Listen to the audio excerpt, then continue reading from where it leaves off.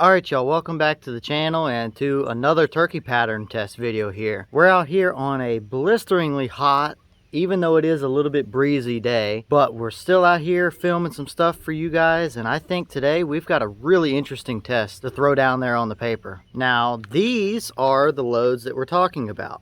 Now, I'll take one out of the bag so you can see it, because they may not mean anything to you right here, just looking at them. But these loads are loaded by the guys over at Salt Creek Custom Ammunition. They are a 2 ounce of lead number 6s. So usually when you think guys over at Salt Creek, you think of TSS shells, but those are lead 6s. So that just goes to show that if you're looking for something a little bit more custom loaded, or a lead shot shell, or a specific size of shot, call those guys up or send them an email or whatever over at Salt Creek, because odds are they can probably load you up just about any combination or shot size that you could probably want. And I should mention that even though I was sent those shells by the guys over at Salt Creek, I'm not paid to tell you any of this, or I'm not sponsored by them or anything like that. They just make a great shell and they're great people to work with. So go check them out if you're interested, or if you want any specific type of shot shell like that. But as for what setup we're going to try to run these out of first here,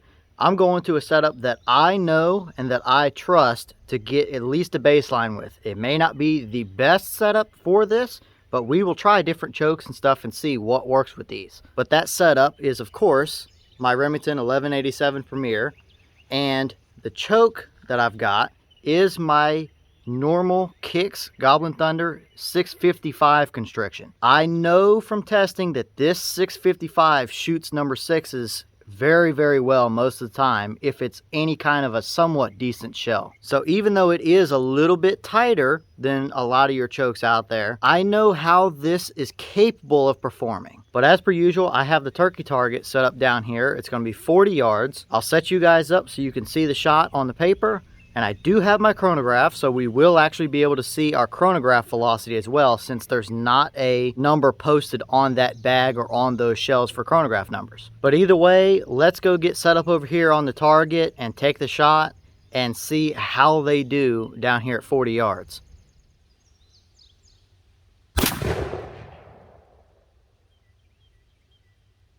Alright, so that shell gave us 1143 feet per second across our chronograph. I'd say that's pretty average and normal for a 12 gauge 3-inch number 6 turkey load like that. It's not being pushed overly fast, it's not moving too slow. So let's go down here to our target and see how they did. Alright, so this is what we got down here at 40 yards with those Salt Creek 3-inch 2 ounces of lead 6s. And he is definitely a dead bird, there's no question there. And since they are 6s, we do see quite a bit of shot on this paper. Now, with that being said, we do have a core right here, almost center of this paper, maybe a ½ inch to the right.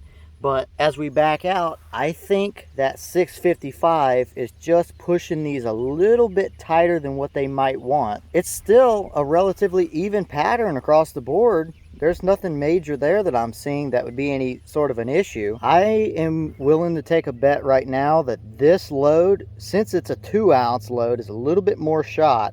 It's going to like that 660 or 665 a little bit better. But this is by no means a bad start for this load at all. But either way, that turkey is beyond dead at 40 yards for sure. Okay, and this is the wad that they are using in those shells. As you can see, it's pretty mangled up here. That is pretty typical of that 655 Kicks choke. Being a combination of a pretty tight constriction and having porting, we pretty much always see these tiny little holes and the edges that are ripped up just a little bit. So I definitely think the wad did its job just fine for us on this test. But other than that, nothing really too special to see on this one. Alright, well y'all, what do you think so far about those Salt Creek lead loads like that? I think we're off to a really good start, even though it is a little bit more open around the outside edges. But I really do think that that has to do with it being a little bit tighter choke. I think if we run these through a 660 or a 665, they're going to be even better than that. But what do you guys think? What kind of choke should we test these in? I definitely want to run them through the 835 Ultimag as well to see what they can do in that. But I definitely have to say a huge thank you to the guys over at Salt Creek and Keith. great people to work with. But with that being said, let me know your thoughts about it. That is absolutely a dead bird, but I do think we can tune it in just a little bit more. But let me know your thoughts, and I'm gonna get back to testing because it is hot out here today. So stick around because we've got plenty more coming. And with that being said, I'll see y'all in the next one.